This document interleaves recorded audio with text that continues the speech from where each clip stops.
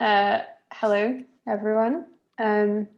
Welcome to this next session of the zoning series, Learning from Abroad.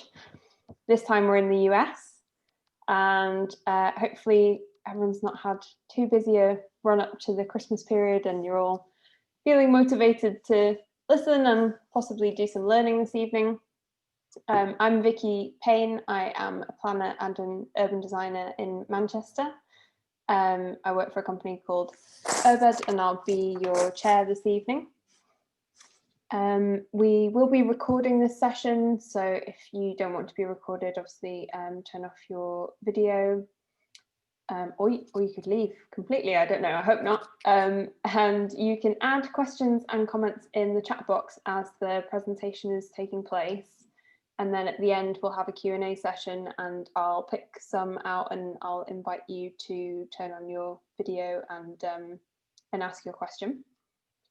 And yeah, so we're in the US this time and I'll just go through the event partners. So we've got the Academy of Urbanism Young Urbanists, which is a network of students and early career professionals who are passionate about developing their knowledge of good urbanism.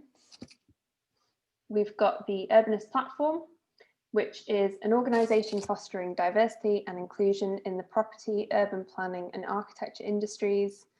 And then we have POS NOVUS, who are part of the Planning Officers Society, and they represent a new generation of voices in public planning. They're a think tank and a network. So this evening, we're having a presentation from Yeonhwa Lee and Chris Quattro. They are both based at the City and Regional Planning Department at the University of Pennsylvania School of Design. So we're linking here between the northwest of the UK and the northeast of the US, which is confusing to say and also maybe to think about. So it's lunchtime there for them. Yeonhwa is a PhD student and doctoral fellow.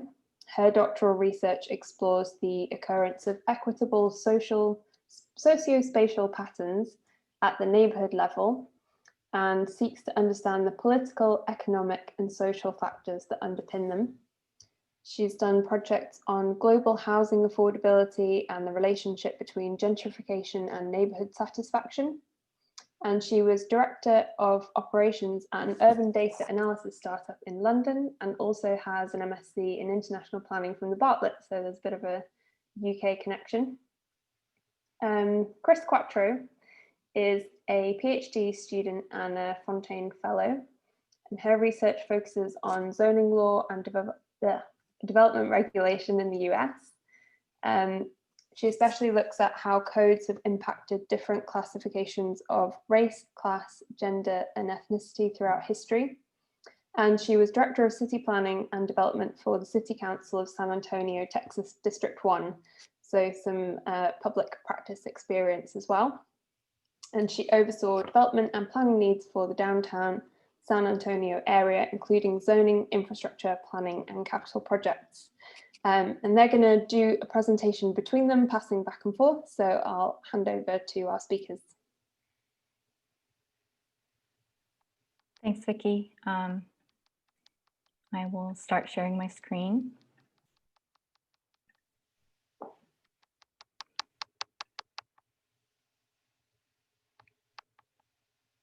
Can everyone see my screen? Yeah, okay. Yeah, so thank you so much for that introduction.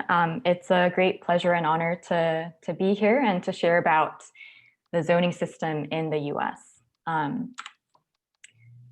So briefly, as an overview, what's coming, I'll start us off by talking about what is zoning, and I'll also briefly talk about the history of zoning in the US.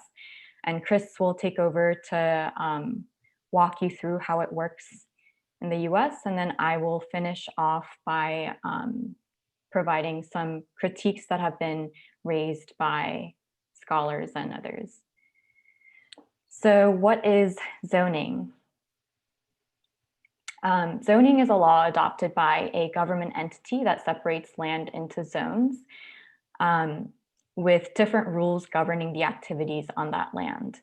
So most zoning laws in the US are drafted by local governments. Of course, there are some exceptions, such as Hawaii, where they have zoning ordinances at the state or regional levels.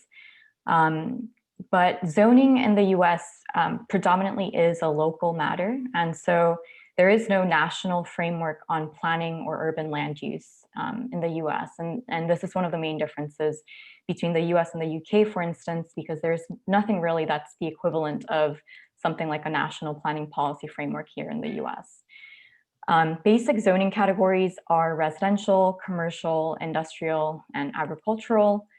Of course, there are more categories, but these are kind of the main ones. And these are also broken down into further tiers when you get to the specific zoning classifications.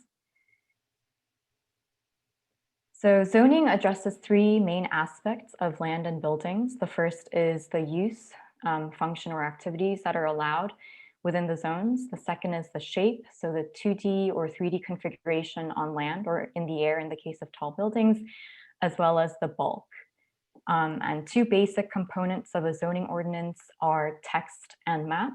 And in the text is where you may find information on the land uses that are allowed. So for instance, in the text section, you will find which are the permitted uses, which are the primary uses, which are the accessory uses that are allowed on a specific parcel, which are secondary uses that are permitted in association with the primary uses, and which ones are conditional uses, which are permissible by exception.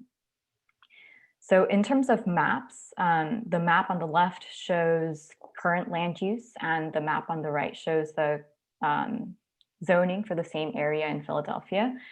So zoning functions as this underlying blueprint for development. And as zoning is the primary tool to regulate land use in the United States, key questions for planners are, does the existing zoning match the existing and proposed land use?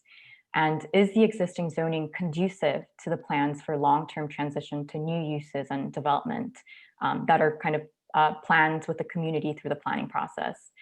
So the role of the planner really is to navigate these different elements. So the existing and proposed land use, as well as the long-term visions, and to consider what changes to the zoning then may be necessary in order to realize those goals. And so Chris will later talk about what happens when the existing zoning doesn't match the existing or proposed land use or these longer term visions that we have. In terms of the history of zoning in the US, various forms of regulation of private building activities existed prior to this conventional or Euclidean zoning that we're talking about.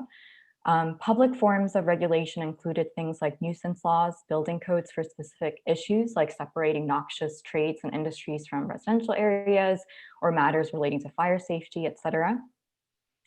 And private forms of regulation included deed restrictions and restrictive covenants. And these things, the subjects of these regulations ranged from uses and functions to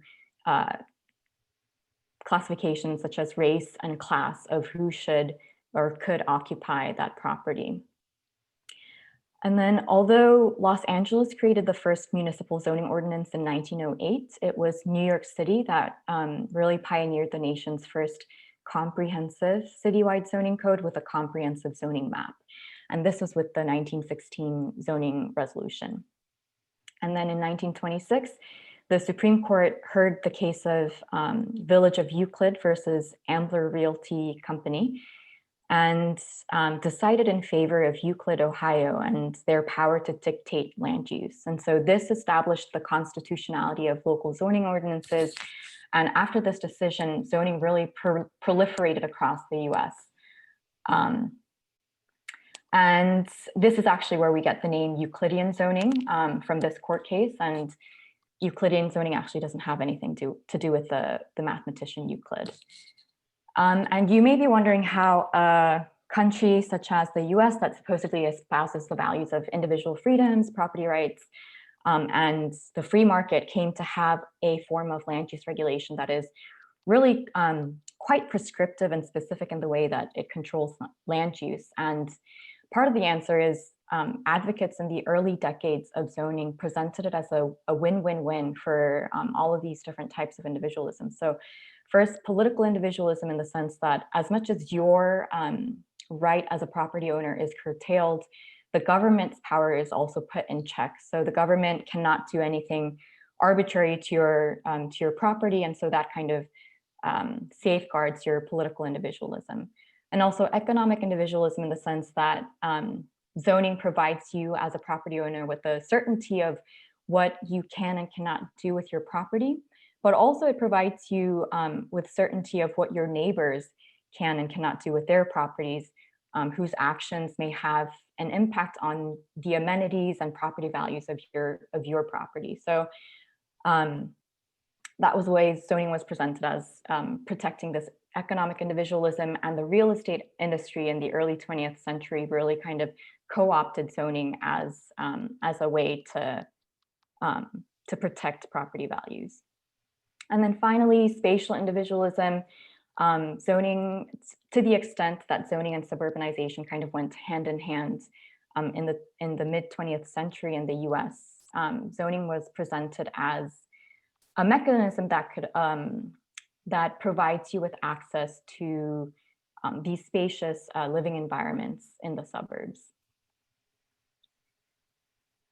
And zoning modified substantially during the mid 20th century, especially in the suburbs. So when the earliest cities kind of adopted their zoning ordinances, they followed hierarchical zoning, which is illustrated in the diagram here.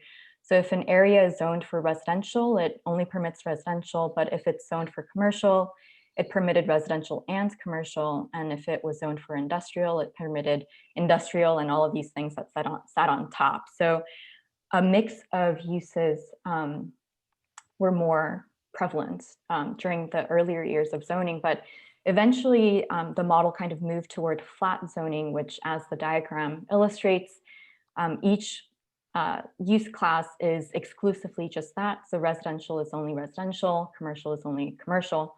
So land use classes became exclusive, and also as Americans relied on the automobile as the primary means of transportation, these individual zones also became larger and more distant from one another. In addition, the shape and bulk standards in residential areas also continued to grow to a point where in some areas, entire districts were essentially unaffordable to whole classes of people who could not afford to build or buy large enough homes on large enough lots that would have given them access to these nice neighborhoods. And so these classes of people were quote unquote zoned out.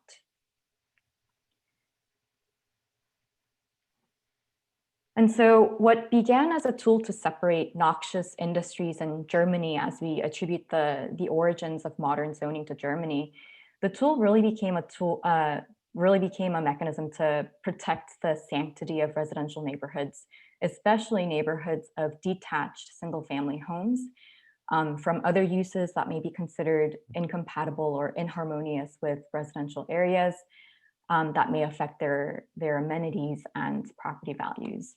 So the New York Times did this piece last year, and as you can see, really vast swaths of areas in cities are zoned for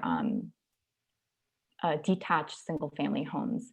And this really is an impressive graphic that illustrates this. And so this has, major kind of implications for the sociospatial landscape in metropolitan America, and some of these points we'll get into later.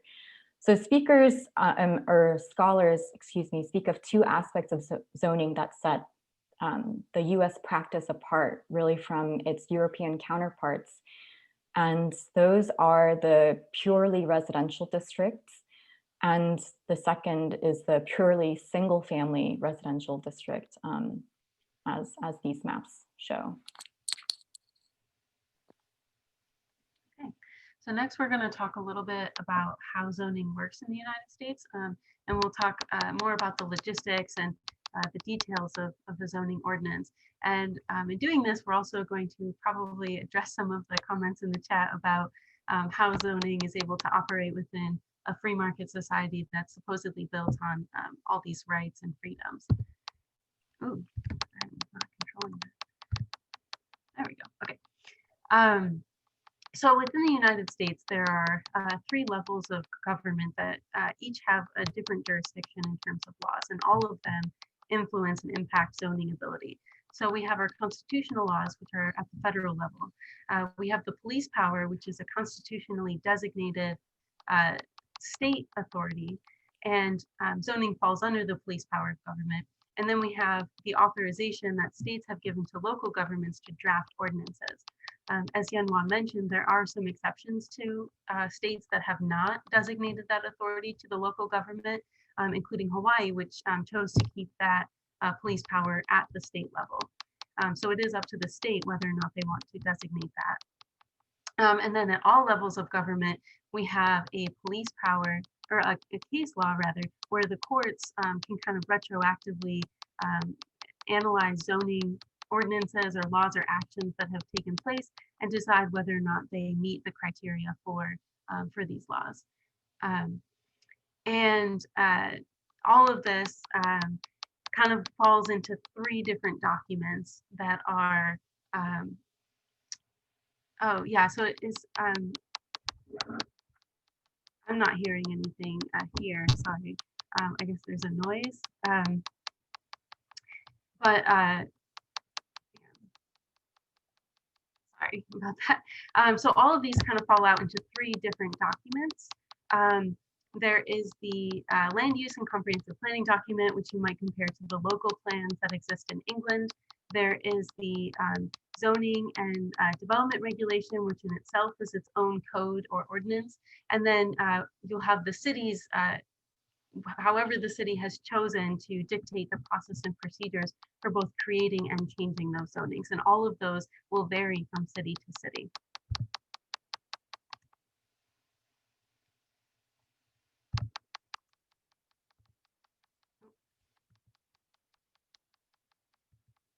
Sorry, I'm losing control of the PowerPoint. Okay, there we go. So if we look at the way this legal structure is set up, we have the constitutional law, which is the federal level. So that is a national code structure that does dictate, you know, all actions of zoning and planning regulation. And it does this through the 5th and 14th Amendment.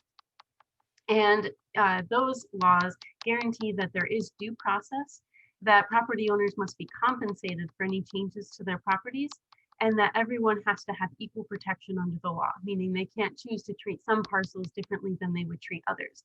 And so all zoning ordinances at the state and local level have to abide by these principles. Since zoning is considered a state police power that has been delegated to the cities, then in most cases, that is where it exists for regulation. And the police power is allowed to infringe on rights because it is on the basis that it's protecting the health, safety, and welfare for the general public. And so since the Euclid v. Ambler Supreme Court case decided that zoning fell under the police power because it was advocating for the health, safety, and welfare, it is now legal. And so it is able to infringe or limit the rights of individuals on their property. And that is the justification for all planning process that fall under the rational comprehensive planning. So not just zoning, but all of our planning in the United States. So let's say we want to build a zoning code. So the first thing you have to do at the local level is create a comprehensive land use planning document. And what that does is it provides that planning justification. So it means that your codes are not arbitrary. If codes are accused of being arbitrary, then the courts can very easily say that they're illegal and they have to be rescinded. And so within a comprehensive land use plan, you would have the future land use maps, which we're going to talk about in the next slide.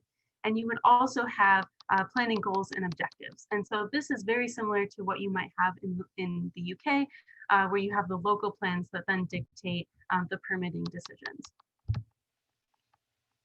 So this is what those documents would look like. They're going to have 2 components. The first is this part up here, which has the future land use categories and then the permitted zoning districts within those categories. So we have 4: residential, employment, mixed use, and manufacturing. And within each of those overarching categories, you would say the kinds of zoning districts you would want to permit there. So let's take a look at the residential district. It's a category, so you're creating a broad area, and then at the parcel level, you're going to designate these zoning districts. So here we're saying in the residential district, we're okay with R1, R2, R3, and we're also going to allow C1. So that might be, small coffee shops and businesses that service the residential area. So we're saying that that's appropriate to the residential district that we're trying to build. Here you have an employment district. So you might have, retail spaces, large box stores, and big office buildings. And so you're kind of clustering together zoning districts that together create a mix of uses that create the area that you want.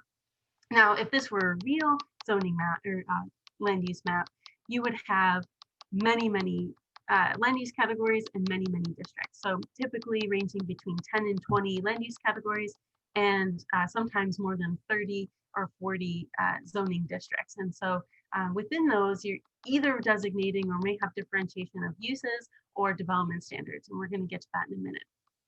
And so how this looks on the ground is, this is an excerpt from a land use map that I worked on. And so here you can see the orange, which is a uniform color. So we're saying, okay, this is an urban low density neighborhood, and that's the orange color. So the category is urban low density. But then as we translate that to the zoning districts, you see that there's primarily 2 different zoning districts. So actually, if you were to zoom in, there'd be more, but you can clearly see that there's the pale yellow and the brighter yellow. And so those are 2 different zoning districts. And then you also have intermittently this blue, which is a different kind of zoning category. And so you're able to collect.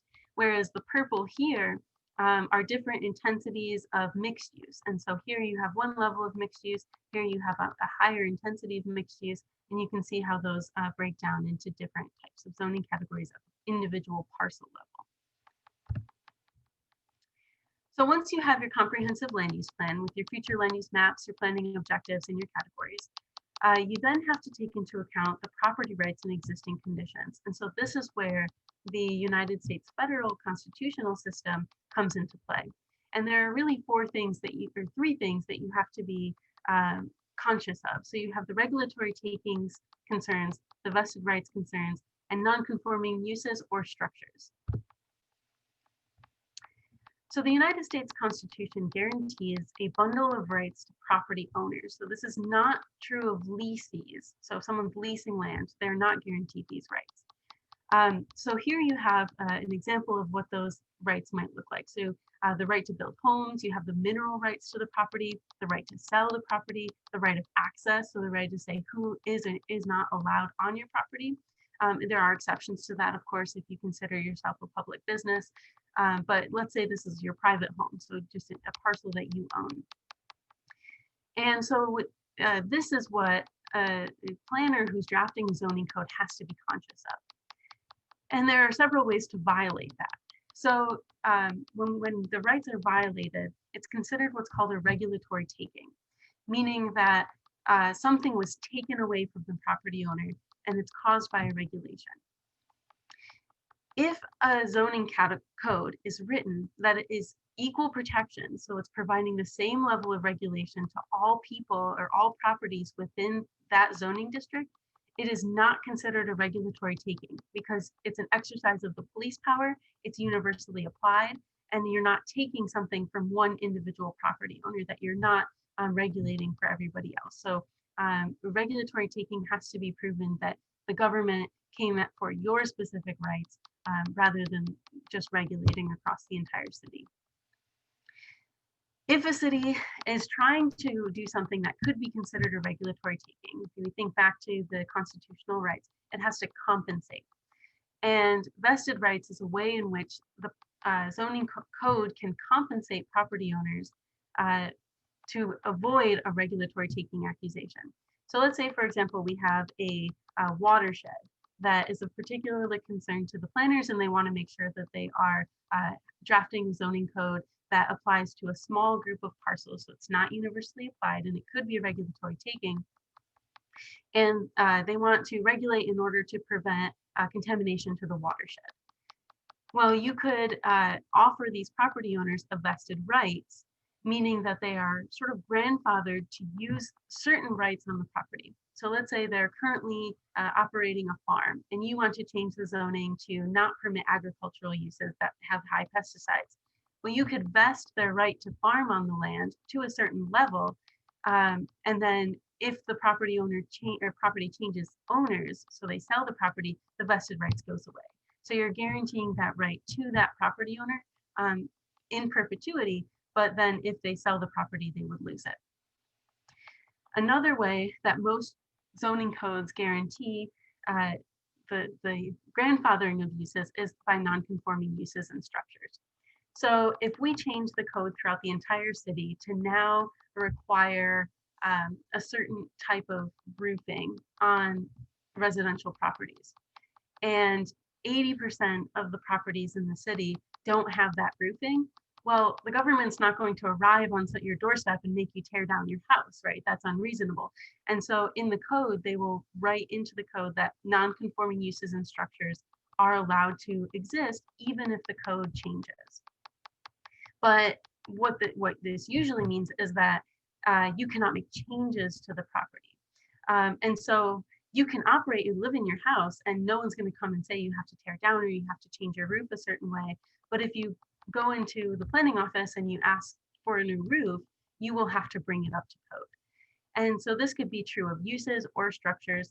It could be that they rezone an area so that auto repair is no longer allowed in that district. And all the auto repair shops that exist in that district are allowed to continue, but as soon as their certificate of occupancy expires, they have to find somewhere else to operate. And so it's a limited or restricted permitted of use, unlike the vested rights, which is in perpetuity, which says that if you change this use or you stop this use for a short period of time, you can no longer operate or build that use. You have to bring it up to code.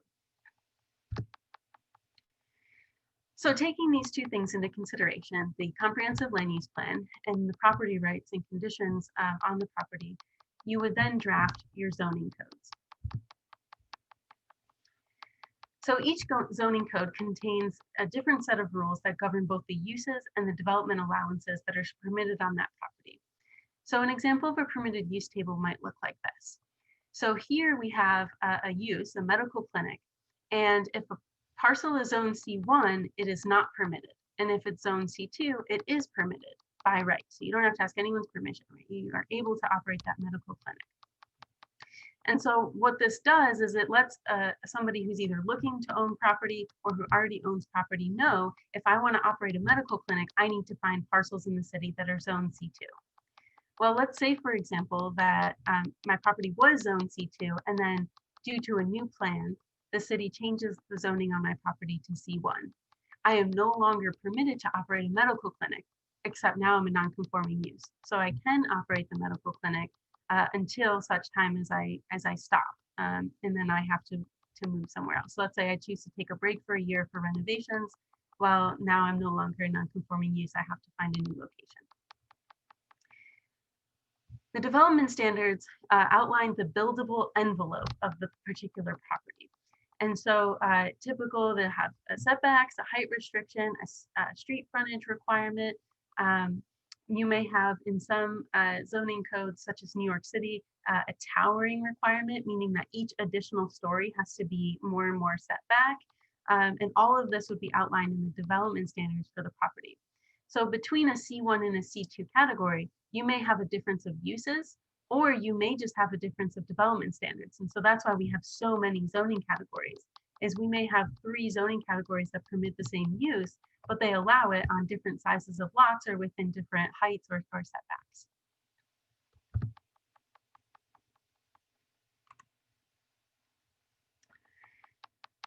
So we know that the components of a zoning code include development standards and permitted uses. And here's another example of both of those. But zoning codes also typically include an overlay section where it outlines overlays that can be in combination to these base zoning districts. Or, as Yeonhwa mentioned, we can also have conditional uses or special exceptions. And usually those are both asking for an exception to the use on the property, but we may have different procedural standards. And so one might be just one hearing, one might be 3 hearings. And so they differentiate that. And I've known other ones that even have a 3rd or 4th category of exception, such as a special use exception or things like that, to differentiate the process or extent of the exception. And then it also must, by law, because remember, due process, according to the 5th and 14th Amendment, it must also outline the process for rezonings and variances. So an overlay district are ways to change the use or development standards for small areas of the city without changing the base zoning for every other parcel in the city.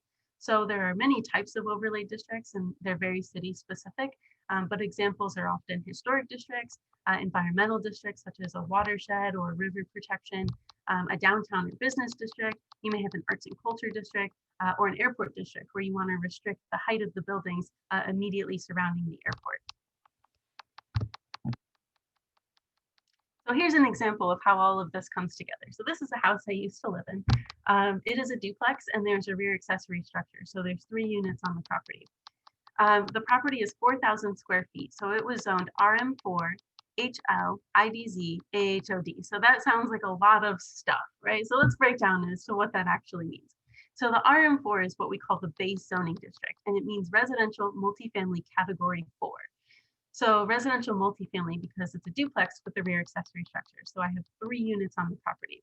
So it's the residential multifamily is a lower density level. If it was MF, full multifamily, it would be an apartment building. And it's category 4, which comes with its own set of development standards compared to the other residential multifamily categories. It was also a historic landmark because it was part of the historic district. And so it was zoned HL. And this required certain design requirements on the property. So I had to, not me, I didn't own it, but I lived in the bottom duplex unit. And so when the property owner went to make changes, they had to get special design approval, use certain historic materials, and preserve the historic integrity of the architecture, like this little archway, for example. IDZ is an infill development zoning overlay, which more or less just waives parking. This tiny driveway was not big enough or wide enough for a car. And so because it's a historic lot and the rear accessory structure was originally built for a horse and carriage, and this little walkway was built for a horse, because this house was built in 1897, you know, it cannot accommodate cars. And so we didn't meet the parking requirement because we didn't have a parking lot. But as you can see, with the houses so close together, there really wasn't a place for us to put a driveway. So there was an IDZ overlay on our property that allowed us to waive the parking requirement that would have been included in the development standards. And we were within the airport hazard overlay district, meaning that we couldn't build too high or we would infringe on the landing pattern of the planes. And so all of this comes together to say that the property was zoned RM4, HL, IDZ, AHOD. So what if you want to change the zoning? So you buy a piece of property, it's not what you want, and you want to change the zoning on your property, or request another type of exception called a variance. So both of these can be requested at the discretion of the property owner, meaning you can either be the property owner or somebody with the permission by the property owner. But because the owner has the rights, the owner has to be the one to request that. So a rezoning is a full changing of the zoning categories. So the categories that we just looked at on the property. And this says base zoning, but I should have also included overlays. So you can also request a rezoning to change the overlays on a property. And a variance means that you're not changing the zoning, but you want an exception from a very small piece of the code. And we'll talk about that a little bit more in detail in a minute. In both of these instances, you have to meet a set of justification criteria that are outlined in the code. So financial hardship, for example, could be something where you're saying, hey, my current zoning is placing a financial hardship on me, such as the parking requirements that we were waived from on my property. And so I want to be exempt from that, or other things. And it's usually decided by a commission or council, and legally it has to be, remember that due process clause, it has to be a public hearing. So you can't do these behind closed doors. So here's an example, my home city, San Antonio, Texas. Here's an example of what that looks like there. And this is pretty typical of a city in the United States.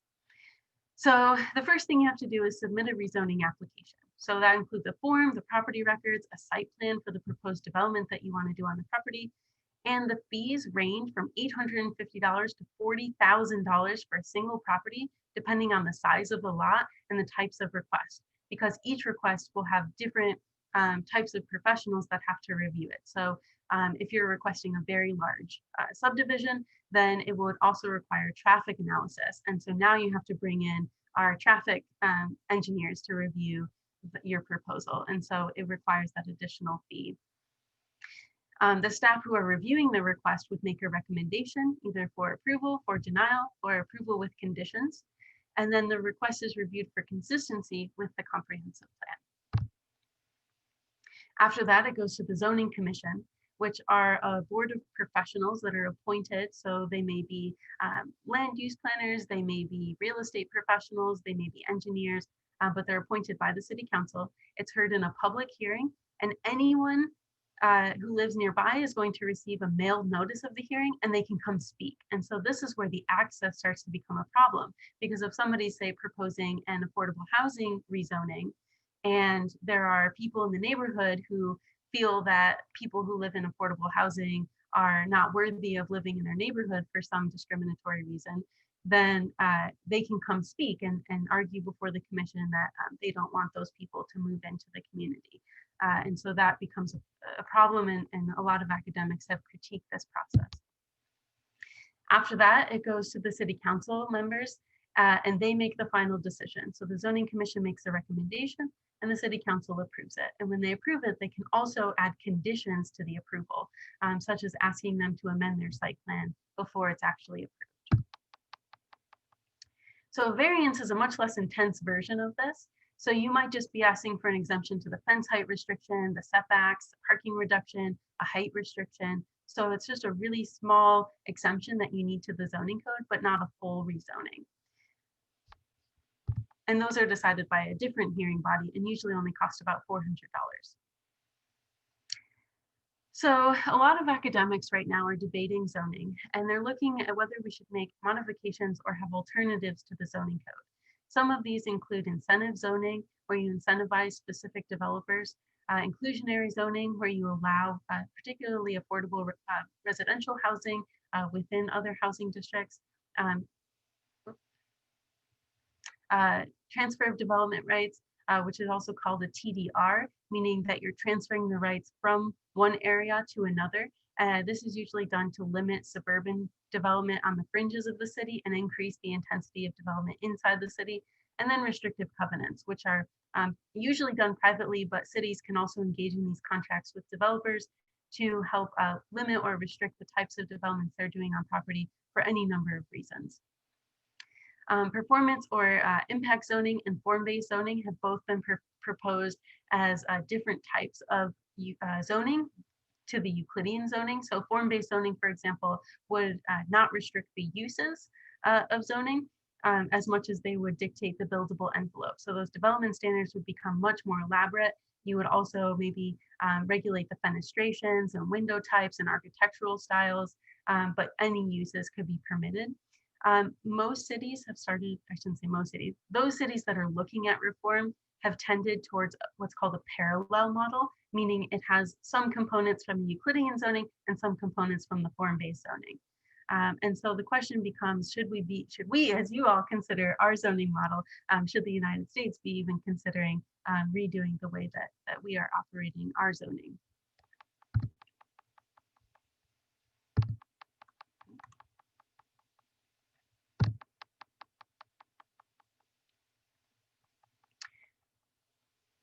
So the question is, why do we have this zoning, right? What is the role of this in development? And the role is to allow by right standards on a property, so both the use and the buildable envelope.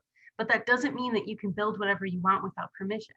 It means that you can get a permit by right. But you still have to meet the building codes, the licensing requirements, and there are a lot of other things to check besides the use and the buildable envelope. So making sure that you're not crossing somebody's property line, making sure that you're building to the fire code and disability access, you're meeting the stormwater regulations. So lots of things to look at on a property that is part of the permitting process after the zoning is approved. So what does zoning actually do? Well, it both preserves and restricts the rights on the property. So it's preserving it so the property owner is guaranteed to know what it can do with its property, but it also restricts the rights on a property so that people who own property know what they can expect from the properties around them. So, you can't get an unexpected manufacturing factory across the street, right? You would have to know that it was zoned for industrial uses in the first place.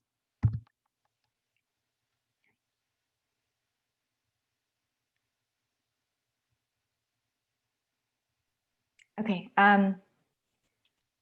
I will take us through some critiques that have come up for this zoning system.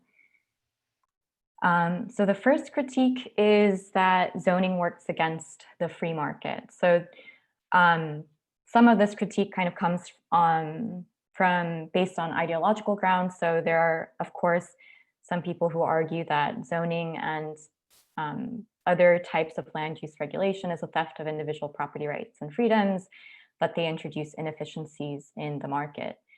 Of course, these are ideological arguments, but there also are some tangible distortions that may be introduced into the market. For instance, in some states, there's taxation on buildable allowance of a property based on zoning and not on actual use of property. So this may affect the behavior of people in a way that wouldn't occur in a less in a more frictionless market, so to say. And also another critique has been that zoning seems to favor built forms that are lower density and inefficient, and that encourages inefficient use of land than what the market would produce. And this is in particular relating to minimum lot size requirements. So there's a lot of research coming out that has found association between minimum lot size requirements and detached single family housing, and finding a relationship between that and a reduced construction output and house price inflation. So a good number of academics turn to land use regulation and zoning as one of the reasons for the housing crisis that we are seeing here in the US. The second critique is that zoning is exclusionary, and this speaks to the guiding principles of incompatibility of uses that underpins zoning, and that zoning has segregated people by race and class in the past decades. And again, this has a lot to do with these large minimum lot size requirements, as well as prohibition of multifamily housing. Scholars are finding a lot of evidence of zoning and these kind of restrictions being associated with, in particular, the segregation of the affluent in very amenity-rich neighborhoods. And another critique that falls under this is that it favors insiders over outsiders, as zoning is a local political matter. And so obviously, the voices of those who may be looking to enter a neighborhood or who may be looking to get on the property ladder are less reflected in the decision-making processes. And then there are also environmental and aesthetic concerns. As you mentioned earlier, zoning and suburbanization really went hand in hand since the mid-20th century in the US. So it has resulted in excessive land consumption and urban sprawl, and also has contributed to pollution by mandating car travel in the suburbs. Furthermore, it encourages, or some critiques say that it encourages cookie cutter environments and reduces urbanistic complexity. So to wrap up, zoning in the US is an institution, and some would say a cultural institution that embodies the values, politics, and context of a specific time and place in history. So I hope it is kind of made clear that the context in which zoning arose in the early 20th century really had far-reaching implications for what we're seeing today. So it's defined by the primacy of detached single-family housing, has major implications for the sociospatial landscape today, such as suburbanization and segregation. But as Chris has pointed out, there have been modifications and alternatives proposed, and also there's a big push actually going on right now in terms of reforming zoning and trying to quote unquote ban single family housing in a lot of cities and states, as the US is seeing growing inequality, growing patterns of economic segregation, and also we've kind of had a collective awakening this year as well in terms of the racial dynamics in this country. So zoning does continue to evolve with changing values, politics, and context of today. And so it will be, we'll have to see just how fast we're able to accomplish these changes that need to happen for a more equitable society. So I think we'll end there.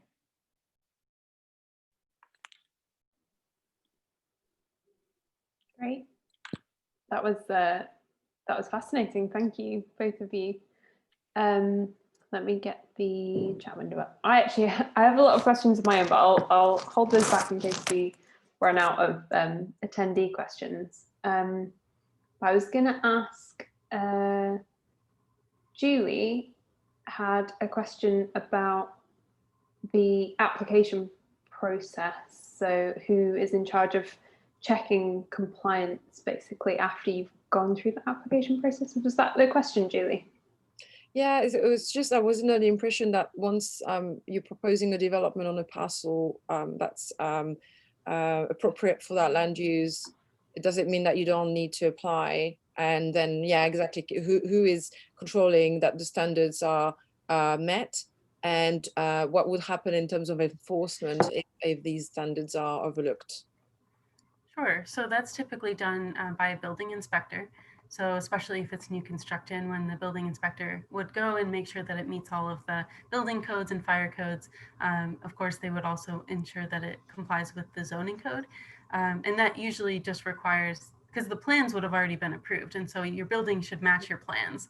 And if it doesn't match your plans, then that's going to start to raise questions.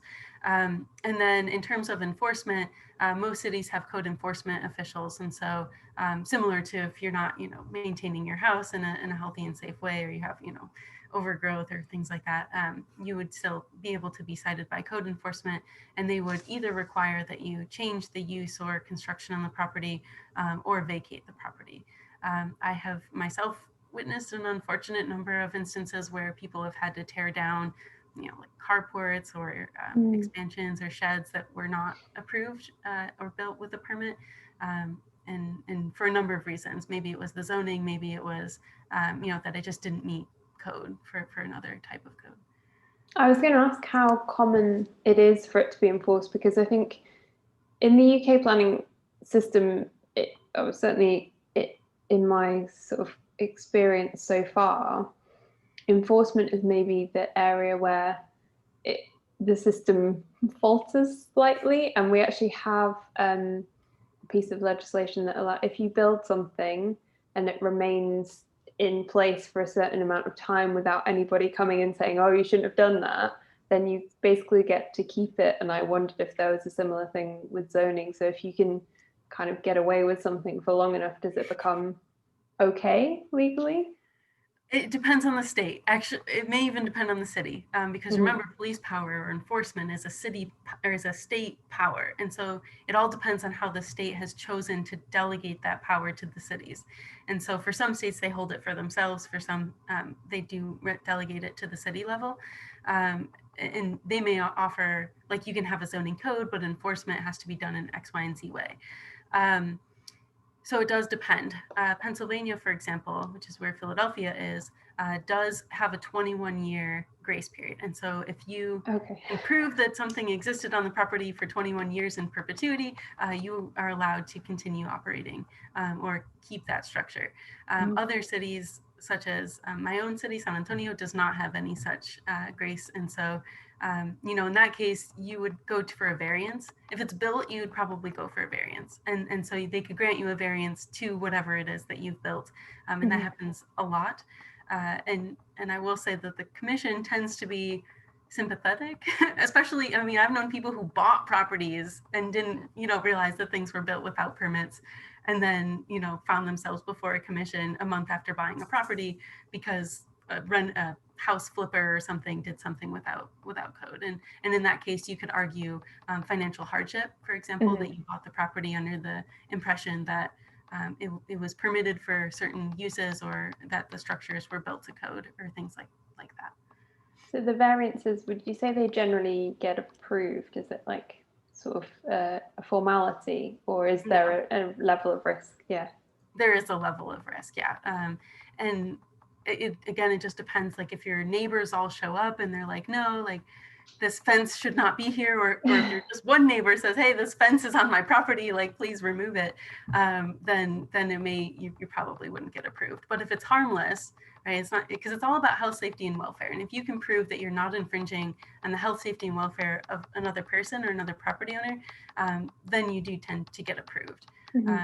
I saw a commission hearing in Philadelphia last week where a housing developer was trying to get a variance on an egress, meaning like where the cars go in and out. And it was in the middle of the intersection. And the traffic engineers had said, it was not safe, and they were trying to get a variance to the traffic code. Well, something like that is very clearly a health violation, a safety violation. So they were not approved. Whereas other things, my carport's 2 inches to the left of where it should, I mean, that's, not like a big deal. Fairly common sense approach then. Peter Mansbridge, you had a question about certainty and notice periods for rezoning.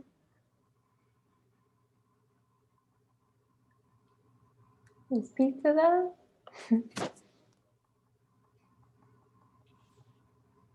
Hello. Aha. Sorry, I had a bit of trouble there. Just No worries. unmuting. Yeah, I had a question, but I've got another question as well now, but if that's all right to ask that as well. It's just about, I was just intrigued to know about the fact that city can actually come along and rezone. You sort of described that there's a process where a landowner or a resident or an occupier could apply to change the zone. But in Britain, perhaps some of the argument for zoning, it comes from urbanists and planners that feel they don't have enough control under the current system. But at the same time, sometimes people sort of economically, free market and on the right, think the zoning system will provide more certainty for businesses, and that the British system at times doesn't provide certainty. But if you're running the business and the city can come along and say this can't operate anymore, I mean, does the review take place in a cycle, like every 5 years, or just wondered about the sort of the background to that? And then secondly, where the public can go and apply to change their zone, and you say there's a meeting and a panel, and it's a bit like a planning committee, albeit those people are professionals rather than politicians.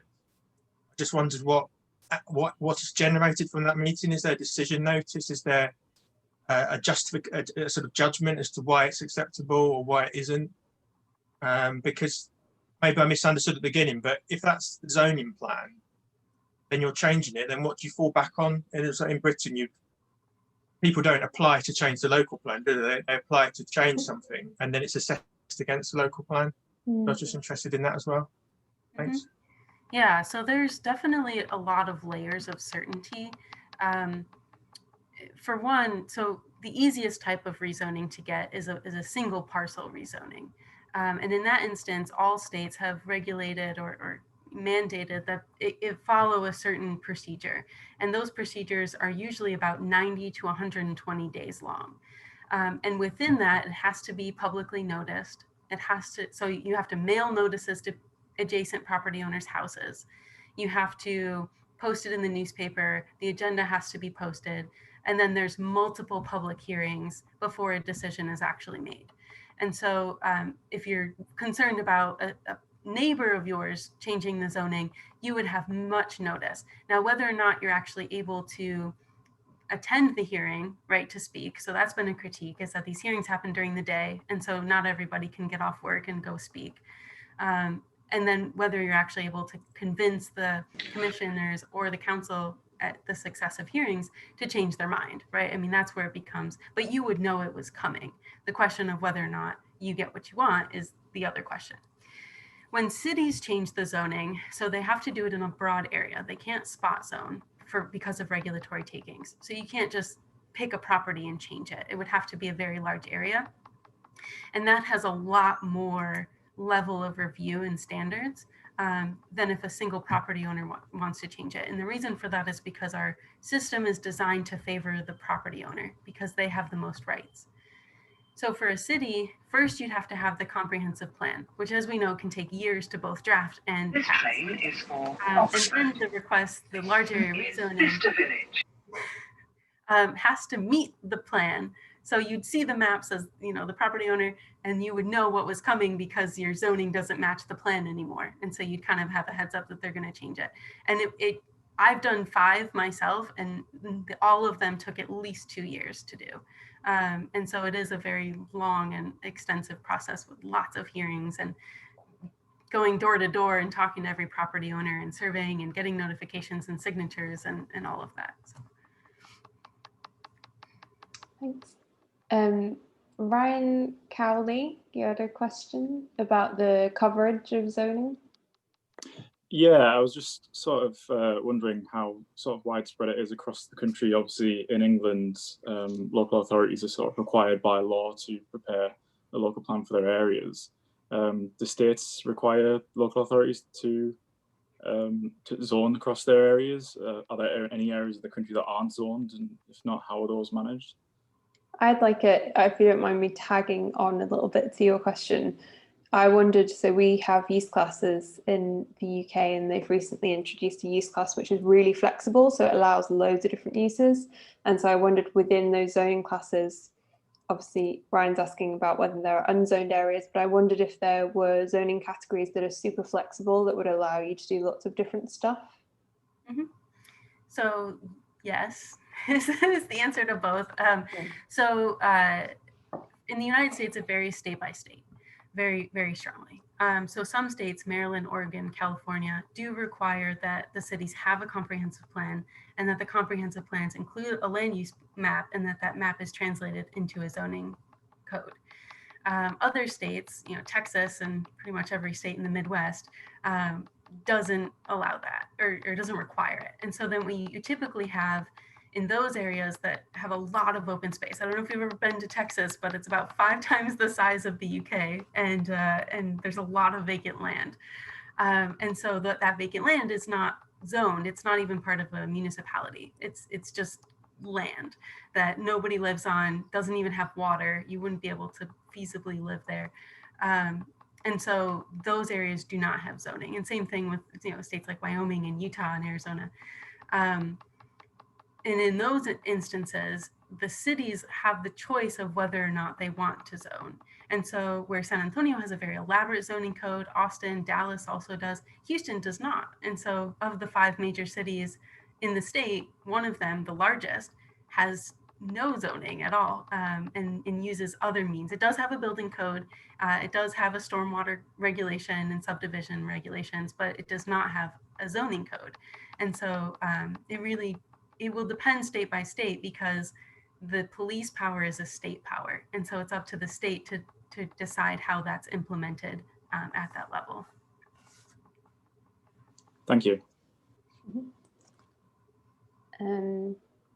Chris Leon had a question about the role of communities. And Yeonhwa, feel free to jump in. No, you're the expert in terms of kind of the technicalities and the procedures. So please do take away. Oh, Chris, did you want to give a bit more detail to your question if you're there? If not, I'll read it out.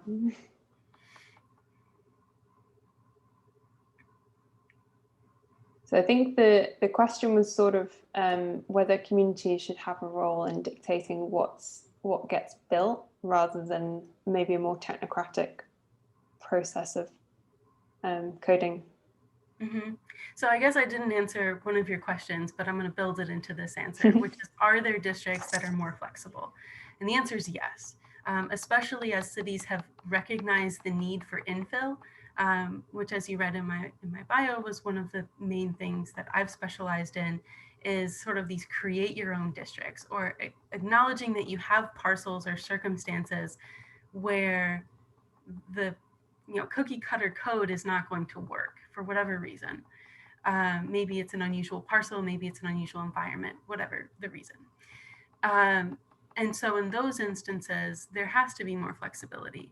But because of the way that the Supreme Court decided Euclid v. Ambler, there has to be a planning justification for that. So you can't just arbitrarily make decisions, and that means that the community cannot arbitrarily impose itself on a neighbor either. So decisions have to be made, and obviously it's a political structure. So I mean, people come up with rationale all the time that may meet the plan, but like whether that would hold up in court, is up to somebody to prove. But community members have, in many cities, a lot of influence on the types of decisions that are made, but whether they should be able to have the final say so, I think we would probably actually see more discrimination if we allowed that, because the neighborhoods with the resources, knowledge, and time to invest in these meetings and to understand the requests and to argue them at a hearing are going to be the communities that don't want affordable housing, that don't want accessible uses, and that don't want to see their communities diversify. And so it's probably for the best sometimes that it's not the community members making those decisions. Now, with that being said, it is in many cities the community members who draft the plans. So those land use plans that provide the rationale for the zoning, that is done at the community level. Yeah, I also wanted to add one of the kind of attractive points of zoning when it was really starting to get adopted and in the mid-20th century, and America was rapidly suburbanizing. One of the appeals of moving out to the suburbs was this idea that the local community may be able to, quote unquote, as you say in your question, dictate what gets built into their community. So we saw a lot of incorporation of new towns and new suburbs as suburbs were being built, and with that incorporation came the local powers to govern land use through zoning. So that was kind of one of the major impetuses behind rapid suburbanization, this idea that we get to have full local control of the way our community looks and is used. That's interesting, and I think we maybe have that dynamic as well. So anyone who's run a public consultation event will know that it's often people with the time and resources to attend those events that come, and like some of it is down to the way that consultation is organized, but some of it is the kind of factors that you're talking about as well. Ash, Sony, did you want to ask your question? Talking about, I think, what is the final enforcement measure? So we would have the Planning Inspectorate and Secretary of State for Housing. So what's the sort of, Ash, did you want to ask, or are you still there? Maybe not. So yeah, it's sort of like what's the ultimate enforcement measure for the process, I guess. Oh, don't have a microphone. That's fine. Okay. So Ash, cool. I kind of glossed over this in my presentation, but many cities have started to adopt a unified development code, which combines its zoning code and building code. So in regards to your first question about what's kind of the difference between the codes, in many cities, they're combining them because they do need to be considered together when you're building. My first background was in engineering, so I understand that a little bit. The second question that you're asking, which is kind of who's in charge of enforcing or questioning that, it is the courts, and that's where the case law comes in. So there's a lot of precedent already at either the state court level or the Supreme Court level, which is federal, that does provide some guidelines of where cities know they can't overstep those lines. So for example, exactions. So requiring developers to pay fees or contribute or build certain things in exchange for development. There are very clear legal guidelines that have been developed by case law as to where or whether or not you can include that in a zoning code and to what capacity. If you were to sue a city because their zoning code was unreasonable, it would first go to the district court. And then if you didn't like the district court's opinion, you would appeal that and it would go to the state court. If you didn't like the state court, it would go to the district court, which is a collection of states. So the United States has several districts. And if you didn't like their decision, then you would appeal it to the Supreme Court. As of in recent decades, the Supreme Court has taken on the ability to pick and choose what cases they hear. So if they feel that an appeal is frivolous from the district court, you would hold with the district court opinion.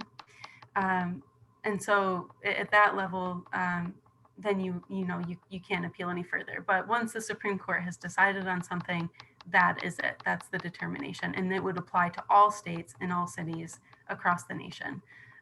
But if a Supreme Court of a state, so like the Pennsylvania Supreme Court recently heard a case on short-term rentals. And so that ruling only applies within the state of Pennsylvania. So, New Orleans is doing something that would violate that law, but they can't because they're in Louisiana and it's different.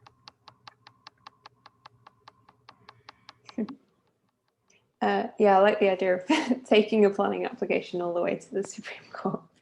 It's going to happen, and it's going to be a single family zoning case. I can almost guarantee it. It's going to happen at some point in the near future. We have a question from James Scantlebury. Hello. I just need to find where it is.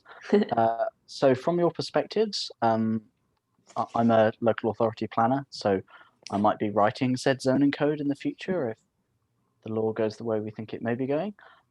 What are common kind of pitfalls or traps that planners could make, or fall into when writing zoning codes? Thank you. Yeah, so I've written 12. And my recommendation when writing a code is one, build in as part of the process. And I don't know if you have the authority to do this, but whoever does should write in as part of the process a revision grace period. So that you say, okay, in 6 months, we're going to revise this code, because otherwise it has to go through that really long and lengthy process that got you to the code in the first place. So say as part of your process, you expect to revise it in 6 months, because what's going to happen, you pass your code, and then all these things, uses that you've never heard of, and building styles and structures that you were not aware of, even if you had 50 people at the meetings, are going to appear, and you're going to have to accommodate those uses. And so that's probably the biggest thing that's going to happen. And then otherwise, I think just making sure that people understand what's going on before you try to pass the law. It'll save you a lot of time and hassle, because people don't like to feel like they're out of the loop, especially when it has to do with what's happening to their property. So having like education as the first step, community education, and then community involvement, so that they, one, provide better feedback, and then also don't feel like you're just trying to do this behind them and without their input. Don't try to over-regulate. You can always add more later, but it's really hard to get rid of regulation once you've added it. I was going to ask actually if you had a recommendation about the sort of optimum level of detail, which you've sort of answered there with that question. I'm guessing it's sort of like the minimum amount of stuff that you can zone for, and then you can always add, right? And it's harder to take away. Yeah, so the permitted use table is going to be the most challenging part, right? Because you really have to include like kind of all possible uses. Mm-hmm. Something that Detroit recently did that may be a better approach to that is having categories of uses that are clearly defined, so that and every zoning code has to have a clear definition. You have to have lots of definitions so that people know what you mean when you say single family. It's not single family, it might be one unit. So your definition would say single family dash, one unit of housing that would also permit guest house in the back, or, you know, something like that. You have to really, really specify the definitions.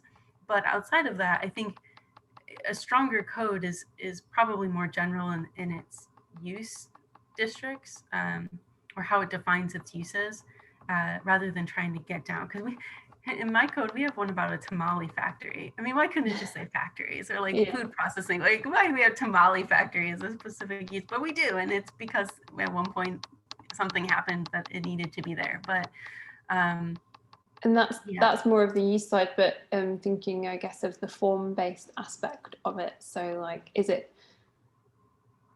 common to control for a lot of the form-based aspects and to provide a lot of detail about how something's going to look, or is there a general feeling that is taking too much power, or that's dictating too heavily? Like, it's becoming more common, but you definitely have a lot of people who are arguing against it, that it's way too subjective, that it's based on aesthetics, that you know, everybody's going to have different opinions. So as common as the form-based code is becoming, which it's happening in order to allow higher levels of density, there is also, you know, that subjectivity that becomes written into the code. And I'm interested to see how it plays out, because form-based codes are so new. It's hard sometimes to see, because you write the code and then everybody becomes non-conforming, and then so it's not for, you know, 20, 30, 50 years that you actually see the impacts of the codes. Christian, do you want to ask your question about capital projects?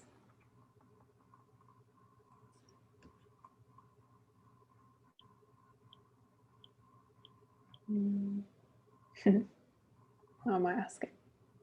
So the question was, how are capital projects zoned or administered, and are there special zones created? A lot of cities have an institutional zoning category, which is probably the closest we would get to that. I guess I'm not sure what a capital project is defined as. For us, it usually means like infrastructure and things like that. But if it's like a library or a museum or something, then it tends to be in an institutional zoning category. I'm guessing they're talking about infrastructure. So I think, would you have a sort of, because obviously the zoning is very much about the plots and like what is happening within the blocks, but then around that, is there a strategic plan that does things like transport and, you know, that kind of thing? So we have right-of-way, which I think is a major difference between us and the UK, because I know it causes a lot of transportation issues for us. So each parcel has legally the right-of-way, and so it might be the first 4 feet of the parcel is considered part of the public right-of-way, and that's where you can build streets and sidewalks, drainage projects, things like that. So the city has access to the right-of-way, or the state has access to the right-of-way, but not beyond the right-of-way. Beyond the right-of-way, it's considered a regulatory taking. And so all capital projects happen within usually the right-of-way, or the city has to buy a parcel for that use. That definitely severely limits our transportation and drainage or sustainability objectives, probably more than anything else. Is the limited right-of-way. Because if you don't have enough space to build a train, for example, then you can't build a train. Or you'd have to buy the land from people for miles, because it would be a regulatory taking. So within the comprehensive plan, we usually have a capital improvements and transportation chapters. So you'll have, those will be separate chapters from the land use, because land use is the private property, and then capital projects would happen in the public property. Okay, so I have a question from Esme Perrygrove. Do you want to ask your question on social implications of zoning? Yeah, I guess I was just interested in what you had said about the form-based zoning and the parallel model of zoning, and how you kind of see that working into like maybe where we're going as a more sustainable community. Yeah, and just kind of your projections on how zoning might change based on that.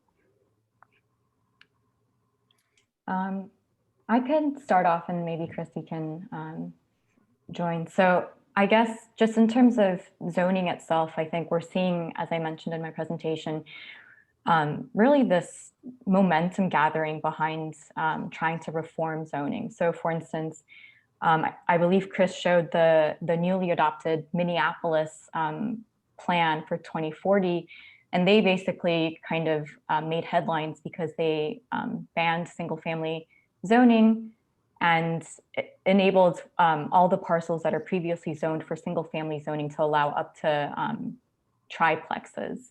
And we're seeing similar kinds of movements. So in Oregon, the state has quote unquote banned, it's not exactly banned because you can still have single family zoning, but or single family housing, but they allow up to, in the case of Oregon, 4 plexes. So I think with more and more kind of concern for sustainability and more progressive leaders in city governments and planners, we're seeing big changes that way. And Chris, maybe you want to add to that. Yeah, that's true. And it's, I mean, sort of balancing people who want to live in these like suburban type neighborhoods with the need to accommodate more intense uses, both density and also mixed uses.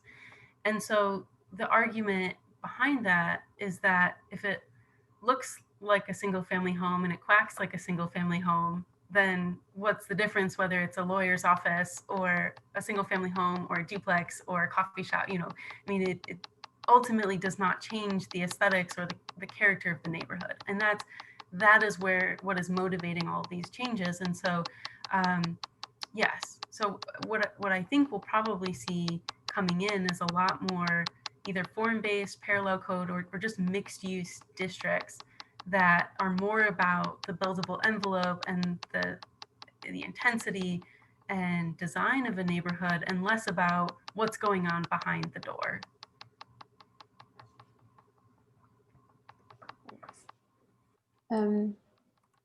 Ash had another question, which I think might be a nice one to finish on, potentially. And it was sort of asking you both to tell us a little bit about what the career pathway is to become a planner in the US, and like maybe what your career paths have been.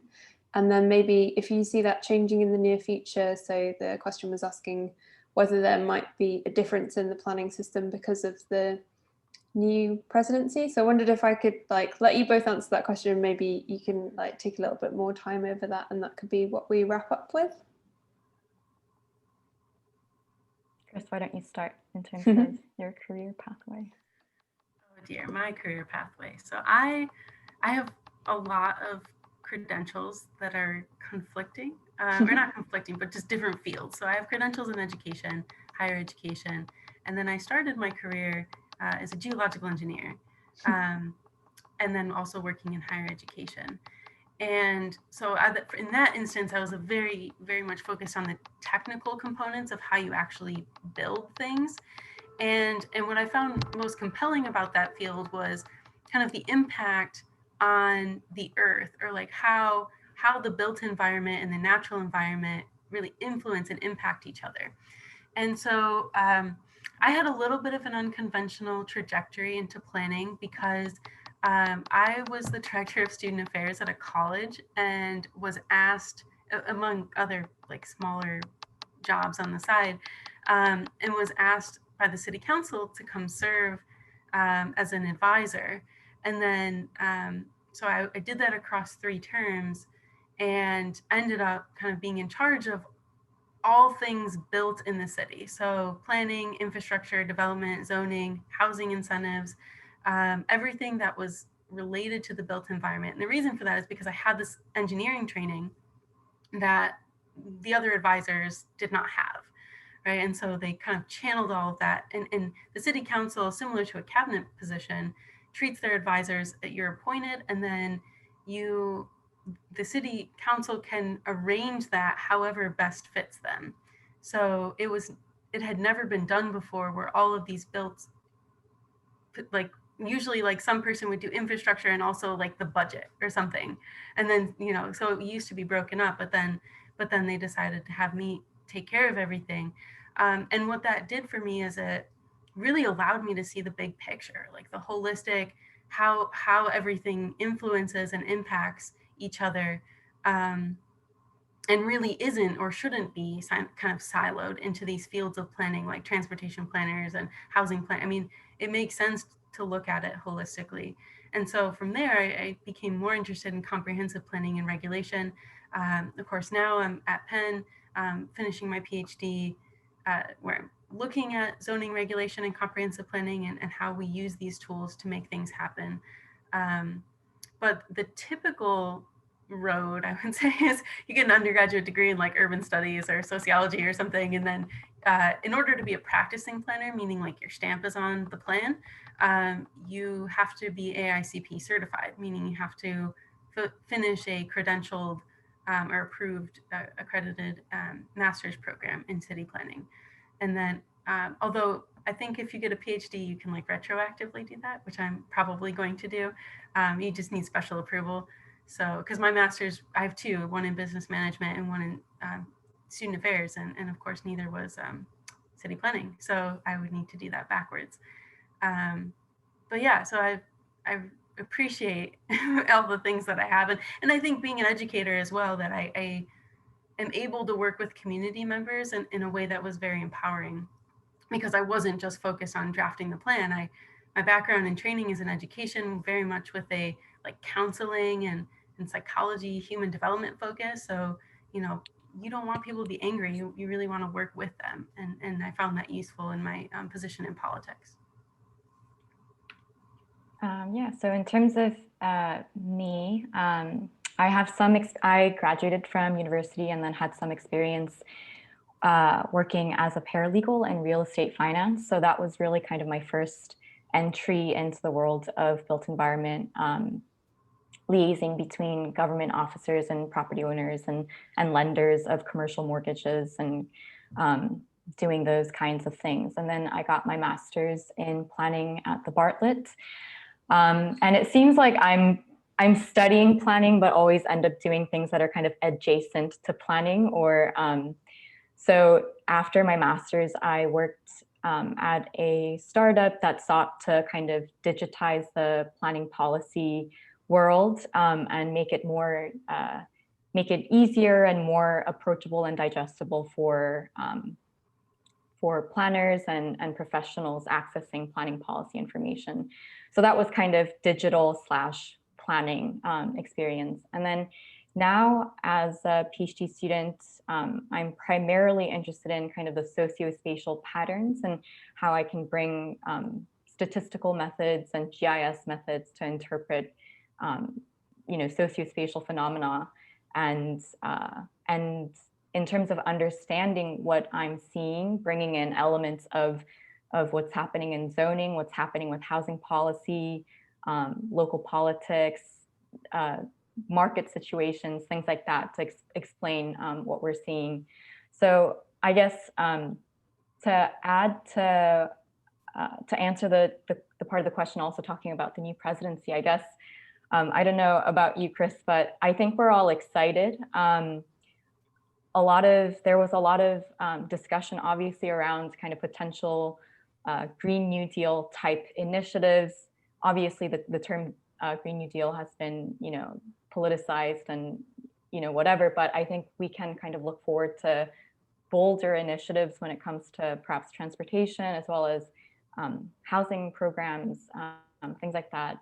Obviously, also taking into account that there's a long road of recovery ahead for us here in the US with COVID, but hopefully things will start looking up in terms of planning and public sector work in general. Yeah, I would agree with that about President Biden. So what's needed more than anything to actually implement plans is both money and legislation to make those happen at the federal level. Fun story, I was once at a dinner for the Texas Department of Transportation, and of course oil country is Texas, right? All that vacant land I was talking about, that's oil, right? And so they have a lot of political power in the state. And the director of whatever was giving this big presentation about TxDOT's plan over the next 30 years, and it was all highway construction. And I was the one person to be obnoxious and raise my hand, and I said, well, I don't see anything in here about trains or public transit. And he's like, well, to be honest with you, lady, the money's the wrong color. Because of course this is the South. And I was like, oh, basically saying that the state transportation dollars come from taxes on oil. And so as long as that's the case, they're beholden to the oil companies as to what they're funding. And I know in my own city, as in many other cities, the best right-of-way, so we're talking about right-of-way for public transit, is along the highways or replacing the highways, because it's the only place where you have these like continuous lines of land where you could put these train systems. And so without permission from the state, the cities who may want to implement those things are really have their hands tied. And so what we need is federal level legislation that prohibits that kind of banning. I know both Ohio and Texas have laws that prohibit the use of public funding for train dollars, like specifically for rail. In Texas, it has to go to a public vote, which will never pass. So that's the kind of thing that we need is sort of a federal forcing of these hands to use our resources in ways that are much more sustainable in the long term. Great. That was really interesting and like nice to hear a little bit about. I know I gave you a bit of an introduction, but it's nice to hear you guys actually talk about your backgrounds and your roots into planning. I think that, I don't know, a lot of the planners and urban designers that I've encountered have been they've been like, oh yeah, well I was doing this one thing and then I kind of ended up like sidling into planning. And I've definitely had like a bit of a circuitous route into urban design. So yeah, I think it attracts people who are maybe interested in a lot of different areas and like bringing that knowledge together. Okay, well, unless anyone has any burning questions, which I don't think they do because the chat's been quiet for a little while. Yeah, I just want to thank you for talking to us all and wish you a Merry Christmas and Happy New Year, festive season and all that. And yeah, hope everyone's enjoyed it. Thanks for engaging with it, all your interesting questions. Thank you. Thanks for having us.